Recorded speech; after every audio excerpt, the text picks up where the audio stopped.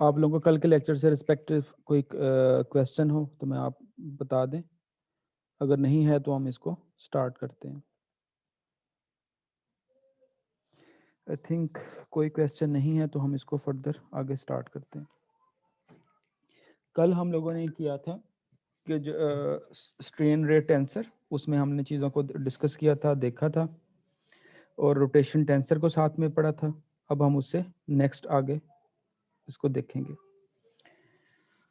तो जब हम लोगों ने प्रीवियस, स्क्रीन शेयर हो रही, सबको मिल रही है?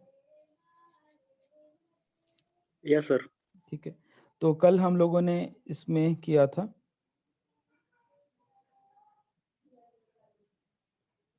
कि ये जो एक तो हमने EIJ की वैल्यू कैलकुलेट की थी। अब नेक्स्ट हम उसको देखेंगे, अगर आप सिंपली अगर हम A11 की वैल्यू कैलकुलेट करना चाहें, A22 की कैलकुलेट करना चाहें तो वो कैसे होंगी। तो वो जो ये वैल्यूज़ हैं यहाँ पे गिवन है, ये वैल्यू E11 की है, इससे नेक्स्ट E22, फिर E33। अब इसमें सिंगल वैल्यूज आएगी क्योंकि हमारे पास जो E11 है, मैंने लास्ट लेक्चर में बताया था, E11 इज इक्वल टू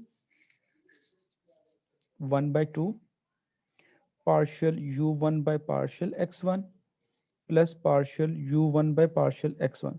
जब 1 1 है तो इसके ऊपर भी 1 आना है, नीचे भी 1 आना है, तो ये हो जाएगा 2 टाइम्स, तो आपके पास partial U1 by partial X1 आ जाएगा। बट अगर इसकी प्लेस पे E12 है, then we have half partial U1 by partial X2 plus partial U2 by partial X1, ये आपके पास आ जाएगा। यानी E12 के पास आपके पास 2 टर्म्स आएंगी, और E11, E22, E33 के लिए आपके पास सिंगल टर्म आएगी।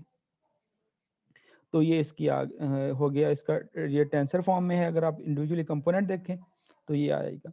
अब इससे नेक्स्ट आप लोग इसको देखना चाह रहे हैं कि ये कार्टेशियन टेंसर में क्या होगा। ये पेज नंबर आई थिंक 18 के ऊपर दिया हुआ है। कार्टेशियन फॉर्म में E11 जो है वो आपके पास रिप्लेस हो जाएगा EXX से। जो E11 है वो उसकी प्लेस पे आ जाएगा EXX। E22 mean EYY। EXX की वैल्यू अगर आप लेंगे तो हमारे पास partial U over partial X आ जाएगा, क्योंकि U1 जो है हमारे पास इक्वल होता है U के। इसी तरह से जो है X1 वो होता है X के इक्वल। जो X2 है उसको हम Y कंसीडर करते हैं, and we take X3 as Z। Similarly U2 is V and U3 is Z। ये इसकी वैल्यूज होंगी कार्टेशियन उसमें कोऑर्डिनेट्स में। सिमिलरली इसकी वैल्यूज हम सिलेंड्रिकल कोऑर्डिनेट्स में यहाँ पे देख लेते हैं। ये इसकी सिलेंड्रिकल कोऑर्डिनेट्स में वैल्यू हैं, ये दी हुई हैं। तो इसको हम लोग यहाँ पे, ये जो सारी वैल्यूज हैं ये सिलेंड्रिकल कोऑर्डिनेट्स में है।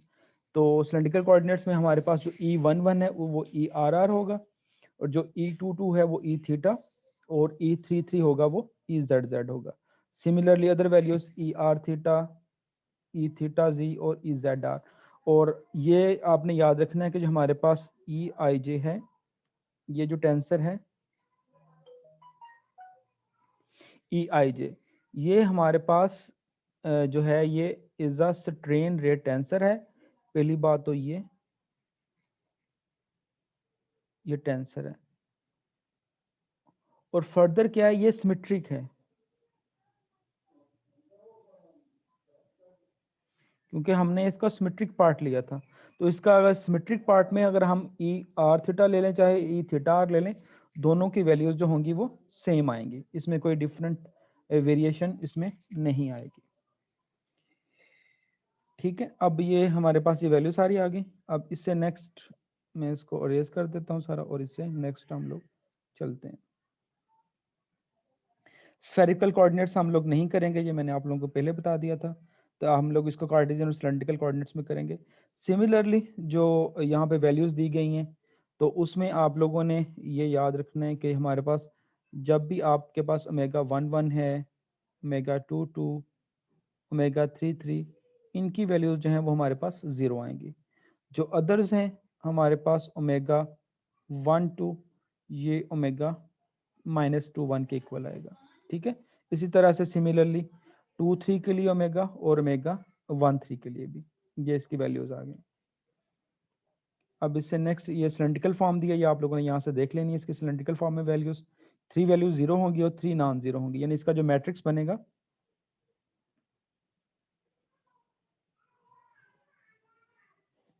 इसका जो मैट्रिक्स है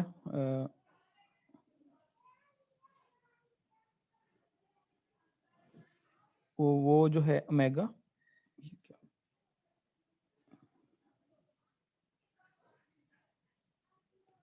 ये हमारे पास जो मैट्रिक्स है उसके डायगोनल्स पे जो एलिमेंट्स होंगे वो सारे 0 0 0 ही आएंगे, और बाकी जो ऑफ डायगोनल हैं वो 0 या नॉन, वो भी 0 हो सकते हैं। अगर हमारे पास फ्लो जो है रोटेट नहीं कर रहा तो वो नॉन 0 होंगे, अदरवाइज वो भी 0 हो सकते पॉसिबल हैं। अब नेक्स्ट हम लोग कैलकुलेट करेंगे, जो नेक्स्ट हमारा टॉपिक है वो है stress strain relationship for a Newtonian fluid.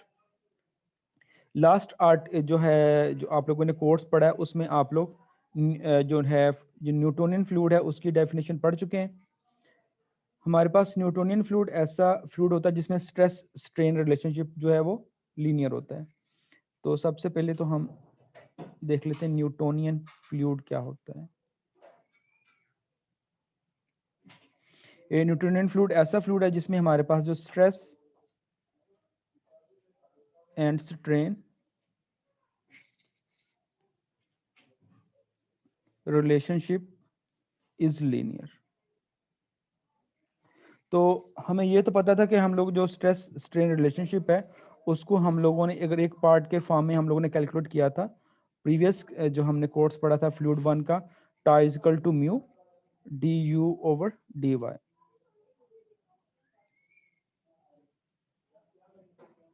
ये d u over d y है, बट ये हमारे पास अगर हमारे पास फ्लोट था सिर्फ वन डायरेक्शन में हमने कैलकुलेट करने के लिए ये रिलेशन लगा कैलकुलेट किया था।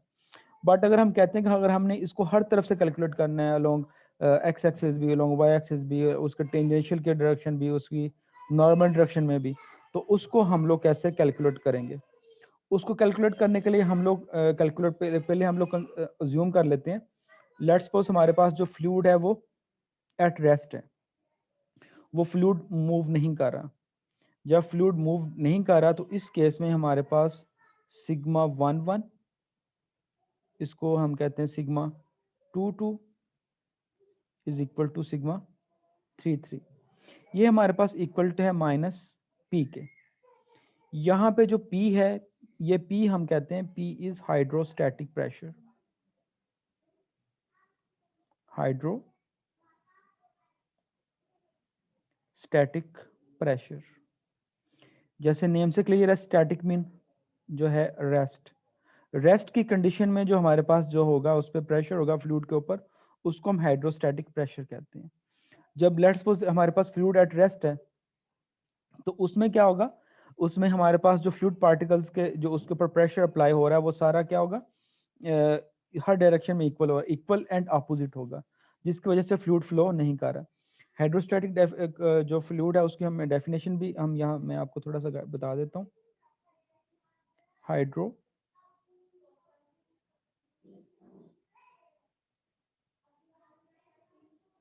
Hydrostatic pressure, it is pressure on the fluid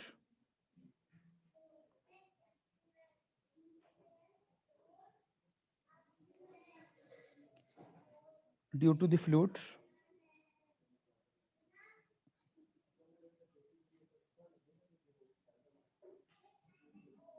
gravity force। Force of gravity की वजह से जो उसके ऊपर प्रेशर लगेगा उसको हम हाइड्रोस्टैटिक प्रेशर कहते हैं। मैं इसको मैं एग्जांपल से आपको बता देता हूँ। लेट्स सपोज हमारे पास ये एक कोई भी स्पेस है जिसके अंदर हमारे पास फ्लूइड पड़ा हुआ है, ये डिफरेंट फ्लूइड्स के पार्टिकल यहाँ पे पड़े हुए हैं। अगर हम इसको ऑब्जर्व करें तो लेट्स सपोज एक हमारे पास पार्टिकल, लेट्स सपोज मैं कहता हूँ यहाँ पे एक पार्टिकल है, उसको हम P1 कह देते हैं। यहाँ पे जो पॉइंट है उसको हम P2 कह देते हैं, और इस पॉइंट पे जो पार्टिकल उसको हम P3 कह देते हैं। जो फ्लूइड पार्टिकल एट टॉप होगा उसके ऊपर जो प्रेशर है वो सिर्फ क्या है, एयर प्रेशर है, एयर प्रेशर है, ठीक है। बट जो पॉइंट P2 पे है उस पे क्या होगा, उस पे जो प्रेशर है वो ज्यादा प्रेशर होगा, वो सिर्फ ये नहीं होगा, वो उस पे ज्यादा प्रेशर होगा, क्योंकि उसके ऊपर जो सारे फ्लूइड पार्टिकल्स जिसके ऊपर आ रहे हैं उन सब का वेट भी होगा। जो P2 है उसकी वैल्यू ग्रेटर होगी P1 से, इस तरह जो P3 है पार्टिकल है उसके ऊपर जो सारे फ्लूइड पार्टिकल उनका वेट होगा, इस पे जो प्रेशर होगा वो हाईएस्ट होगा। मीन के जो पॉइंट P3 पे जो प्रेशर होगा, P3 has the highest pressure, और जो P1 है उस पे क्या होगा, उस पे लीस्ट होगा, सबसे कम प्रेशर होगा, क्योंकि उस पे सिर्फ एयर प्रेशर है, मगर जैसे जैसे हम नीचे आते जाएंगे उस पे जो प्रेशर है वो बढ़ता जाएगा। तो हम इसको जो है फॉर सिंप्लिसिटी इसको हम एक और काम करते हैं कि हम लोग इसको टेंसर फॉर्म में लिख लेते हैं, sigma i j is equal to minus p delta i j. यहाँ डेल्टा आई जे ये हमारे पास क्रोनिकल डेल्टा है, और डेल्टा आई जे की वैल्यू हमारे पास 0 और 1 होती है। ये 0 है और हमारे पास i is not equal to j है, और 1 होती है वो i is equal to j. Let's suppose हमारे पास डेल्टा 1 1 है तो उसकी वैल्यू 1 होगी, डेल्टा 1 2 है तो उसकी वैल्यू 0 होगी, ठीक है। ये जो रिलेशन आपके पास इक्वेशन नंबर 1 में गिवन है, ठीक है, ये इसमें क्लियरली आपको नजर आ रहा है। अब नेक्स्ट हमारे पास जो है जो पॉइंट है वो इक्वेशन नंबर 2 है। इसको in terms of average pressure की वैल्यूज में लिखा हुआ है, दैट मीन्स कि हम P को लिख सकते हैं P is equal to -1/3 delta I, ठीक है। तो इसको इस तरह से भी हम लोग लिख सकते हैं, क्लियर। तो इससे नेक्स्ट हम जो स्ट्रेस स्ट्रेन अगर हमारे पास फ्लूइड इन मोशन है तो तब पहला जो हमने रिलेशन लिखा है, ये रिलेशन लिखा है जब हमारे पास फ्लूइड एट रेस्ट है। और अदर हम इसको रिलेशन को लिखें तो हम इसको लिख सकते हैं, इसको हम लिखेंगे delta sigma i j is equal to minus p delta i j plus d i j. यहाँ पे जो डी आई जे है ये जो है इसको ये डिनोट करता है हमारे पास आइसोट्रोपिक प्रेशर को,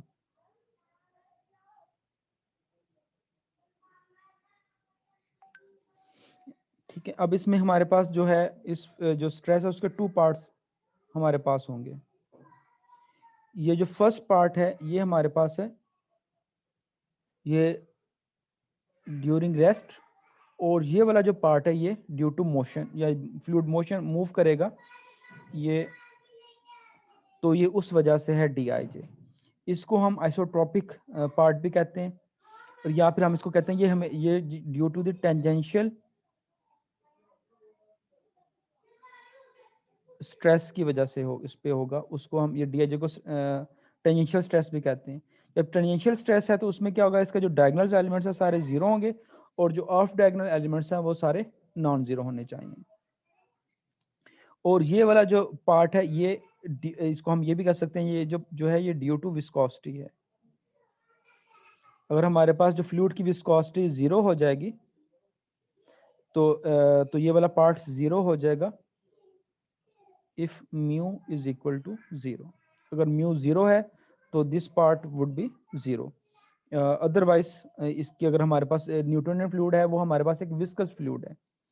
अगर हमारे पास हम विस्कोस हम फ्लूइड ऐसा ले लें जिसकी विस्कोसिटी 0 होगी तो ये जो सारा पार्ट है ये वाला सारा 0 हो जाएगा, सिर्फ फर्स्ट पार्ट कंट्रीब्यूट करेगा स्ट्रेस स्ट्रेन रिलेशनशिप में, जिसे हम आयलर्स इक्वेशन ऑफ मोशन निकलेंगे।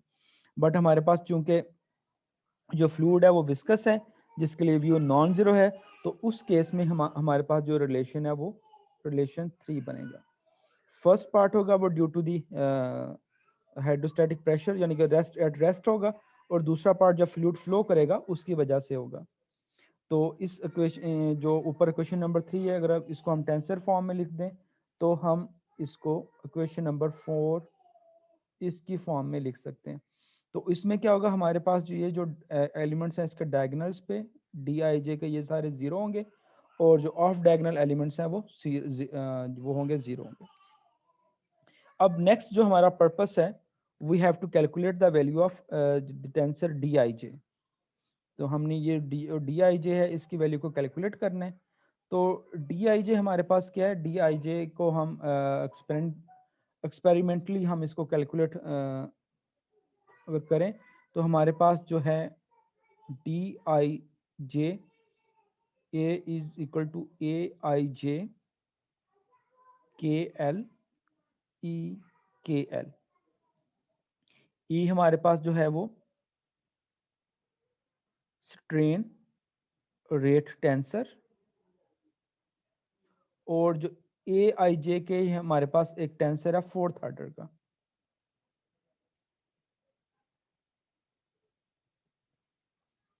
फोर्थ ऑर्डर का टेंसर है जिसकी वैल्यूज हम लोगों ने कैलकुलेट करनी है।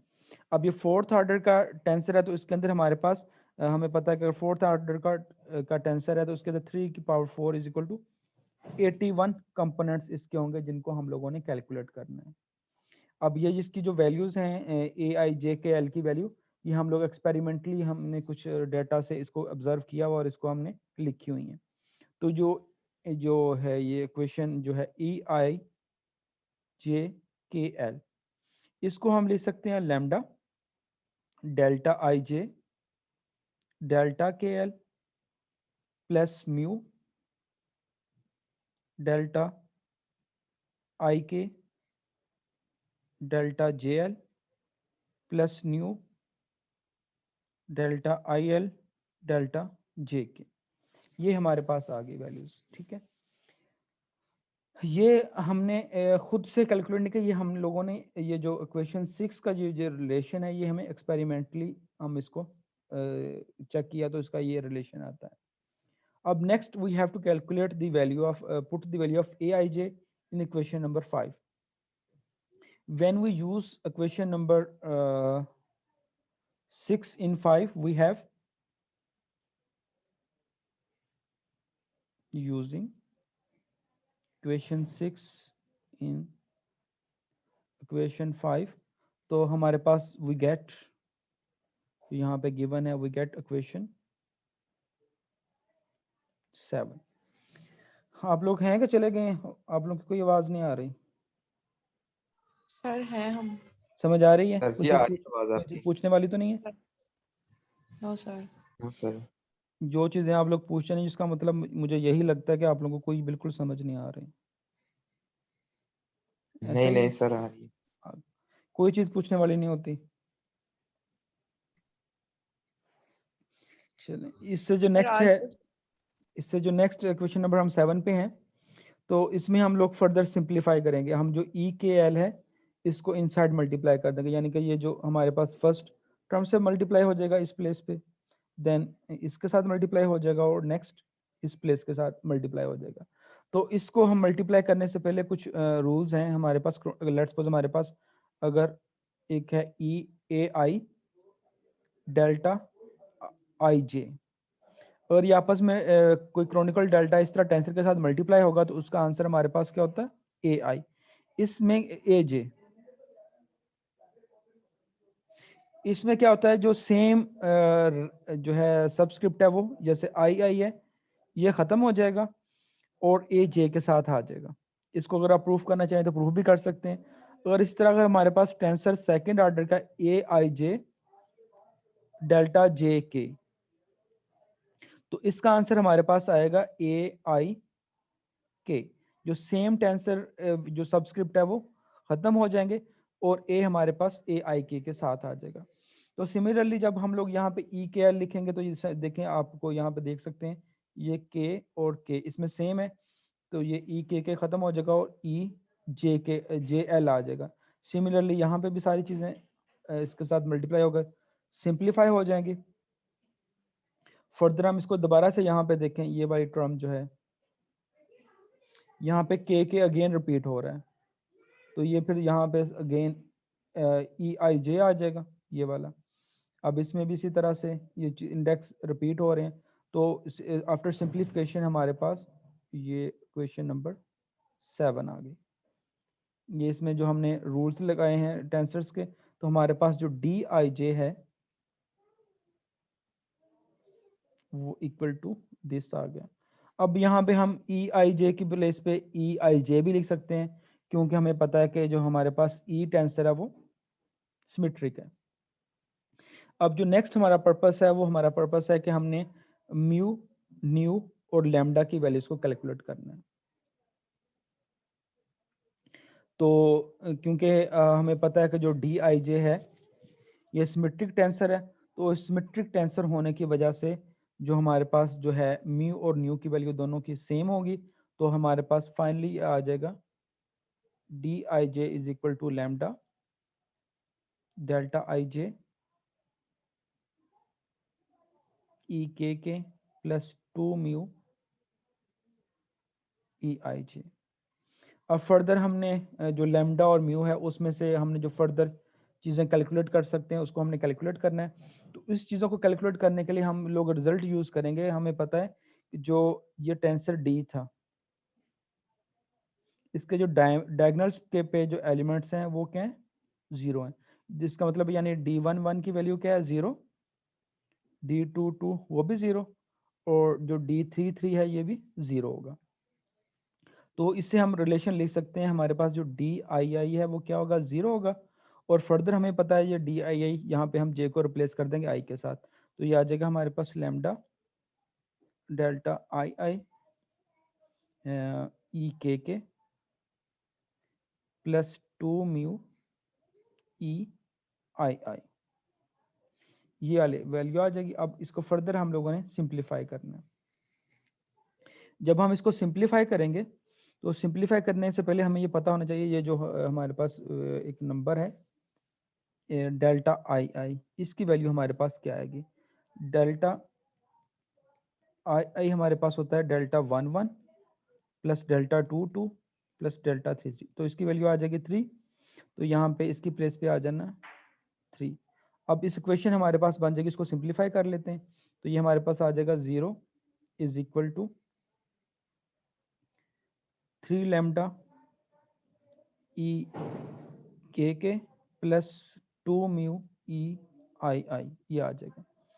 अब इस क्वेश्चन को मैं ऐसे भी लिख सकता हूँ, ई 3 लैम्डा ई आई आई, यानी के जो इंडेक्स है उसको मैंने आई से रिप्लेस कर दिया। इससे क्वेश्चन में कुछ फर्क पड़ेगा, आप लोग बताएं, मैं ई को के से रिप्लेस कर दूं या के को आई से, आप लोग बताएंगे मुझे। इसका मतलब कोई भी नहीं सुन रहा।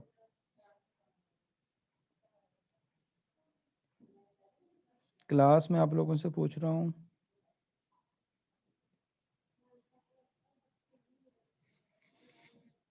किसी ने कुछ नहीं बताना। नो सर, कोई फर्क नहीं पड़ेगा।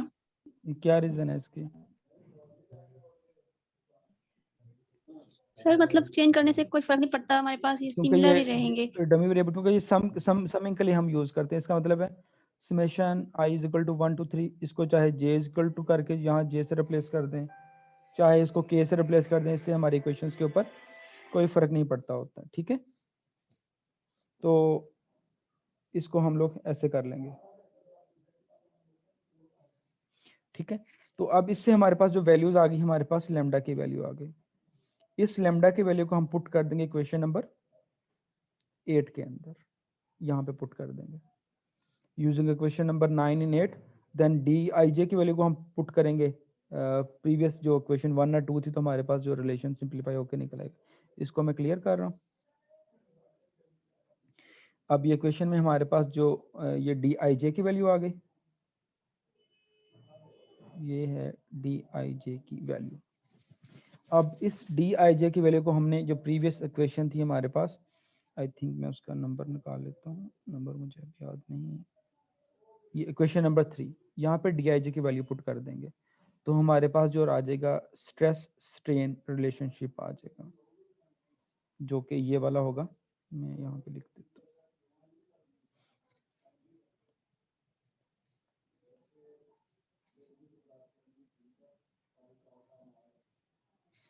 तो ये सिग्मा आई जे आ जाएगा minus p delta i j plus 2 mu e i j minus 2/3 mu delta i j e k. ये हमने उसमें वैल्यूज पुट की तो ये हमारे पास ये वाली वैल्यू आ गई। अब ये हमारे पास फाइनली स्ट्रेस स्ट्रेन रिलेशनशिप है। इसको हम डिफरेंट वे से लिख सकते हैं जिस तरह से हम लोगों ने लिखना है। एक इसका ये है तो हम जो ई के है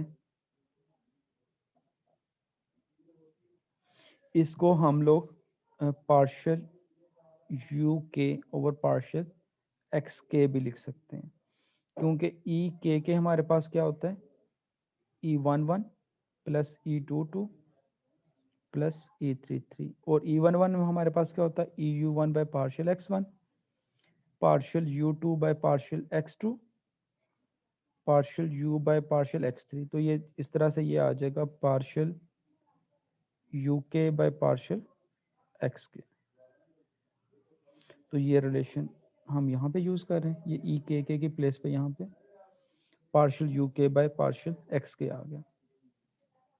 अब इससे फर्दर इसके जो हैं सब केसेस हैं कि इसको हम किस तरह से लिख सकते हैं। तो सबसे पहले इसका जो है रिलेशन सबसे सिंपलेस्ट ये दिया हुआ है टेंसर फॉर्म में, ठीक है। अब हमने जो नेक्स्ट है इसको जरा ओपन करके लिखना, ये हमने कॉम्पैक्ट फॉर्म में लिखा है। ई नेक्स्ट में हम लोग क्या करेंगे डेल्टा आई जे तो सेम रहेगा, ई आई जे की वैल्यू पुट कर देंगे और नेबुला डॉट वी जो यू के ओवर एक्स के है, यानी कि अगर हम चाहे ई के लिख लें पार्शियल यू के बाय पार्शियल एक्स के लिख लें या फिर इसको नेबुला डॉट वी लिख लें, ये तीनों एक ही चीज़ है। इसको जो सा भी आपने नोटेशन यूज करनी है आप लोग यूज कर सकते हैं, ठीक है। तो हम इसे नेक्स्ट चलते हैं इसको ये वाली फॉर्म। अब नेक्स्ट डे तक आप लोगों ने खुद से ये करना है कि ये जो वो उसमें एक कॉम्पैक्ट फॉर्म में लिखा है, हर कंपोनेंट को स्ट्रेस टेंसर को आप अलग अलग से आप लोगों ने लिख के देखना खुद से कि इसकी वैल्यू क्या आती है। सिग्मा 1 की, सिग्मा 2 सिग्मा 3 सिमिलरली सिग्मा 1 2 3 3 1। पहले टेंसर फॉर्म में लिख लेना है, लिख के चेक करना है, फिर आप लोगों ने खुद इसको बना के देखना है, बुक से नहीं देखना आप लोगों ने, कॉपी नहीं करना। और सिग्मा एक्स सिग्मा वाई इसकी वैल्यूज कैलकुलेट करके देखनी है। देन सिलेंड्रिकल फॉर्म में इसकी वैल्यूज आप लोगों ने लिखनी है। ये आप लोगों का काम है, आप लोगों ने ये खुद से करना है, ट्राई करनी है कि आप लोग लिख पा रहे हैं। अब लिखते हुए आप लोगों से कोई कैलकुलेशन में मिस्टेक तो नहीं हो रही। अगर मिस्टेक हो रही है तो आपको फिर आइडिया हो जाएगा कि आप चेक करेंगे तो कहाँ पे आप लोग इसके में मिस्टेक कर रहे हैं, तो वो फिर आपको उसकी करेक्शन हो जाएगी। तो नेक्स्ट कल तक के लिए आप लोगों ने इसको कार्टेशियन फॉर्म में टेंसर फॉर्म में लिखना है। कल फिर सेम टाइम पे लेक्चर होगा। फर्स्ट हम लोग आप लोगों के क्वेश्चन आंसर्स डिस्कस कर लेंगे और उसके बाद फिर हम लोग ये नेक्स्ट इसको देख लेंगे। अभी आप लोगों का क्वेश्चन है कल के लेक्चर के बारे में या आज के लेक्चर में आप लोग पूछ लें, तो 2-3 मिनट इसको देख लें, फिर हम इसको एंड करते हैं अगर क्वेश्चन आप लोगों के नहीं होते तो। जी आप लोगों का कोई क्वेश्चन हो आप लोग पूछ सकते हैं। किसी भी लेक्चर जो भी अभी तक लेक्चर हुए हैं आप लोगों को कुछ चीज़ समझ ना आई हो या पूछनी हो तो पूछ सकते हैं।